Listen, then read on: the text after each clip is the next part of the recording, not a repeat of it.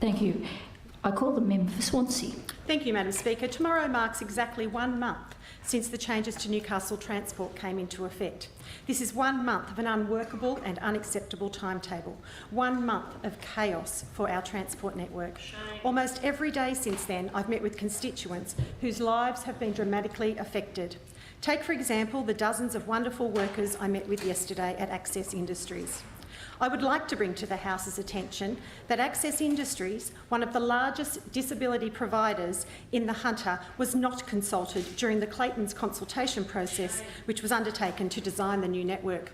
These workers described to me the effect these changes have had on them. They've been late for work almost every day, which affects their wages. They've been unable to visit family and friends, leaving them socially isolated. Their daily commute now leaves them exhausted at the end of each day and each working week. This affects not just workers with disability, but all workers who rely on public transport to get to and from work. Patricia from Marks Point used to catch one bus to Newcastle West, a trip which took approximately 40 minutes.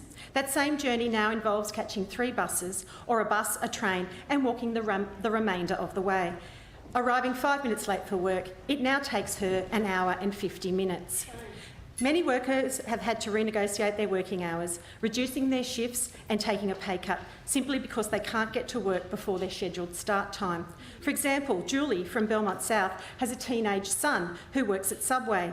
His increased journey time from school has meant that his shifts have been cut by half an hour, meaning less money in his pocket. Young workers who work part-time in retail hubs like Charlestown now spend as much time getting to their job as they do working their shift, and as a result are relying on their parents to drive them to work. Madam Speaker, it is my strong view that the role of government is to provide good public services, ensuring no one is left behind. This is how we allow our communities to thrive and to prosper. We cannot do that if the fundamentals of those public services are not serving the needs of the communities who rely on them. This is what is happening right now in the Swansea area and its surrounds.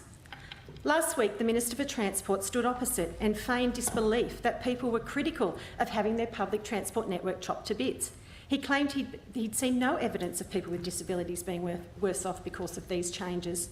The Minister refuses to accept that his decision to sign off on these changes has resulted in absolute chaos. But, Madam Speaker, willful blindness is no excuse. If the Minister won't listen, then the Premier needs to step in. As the former Transport Minister, the Premier knows how important transport services are for vulnerable people and how important it is to get it right. We've had a month of the new network, long enough to know it is not right. The Premier must intervene as a matter of urgency and review these changes. Madam Speaker, each and every day that we represent our community, we need to remind ourselves of why we are here and what purpose we serve.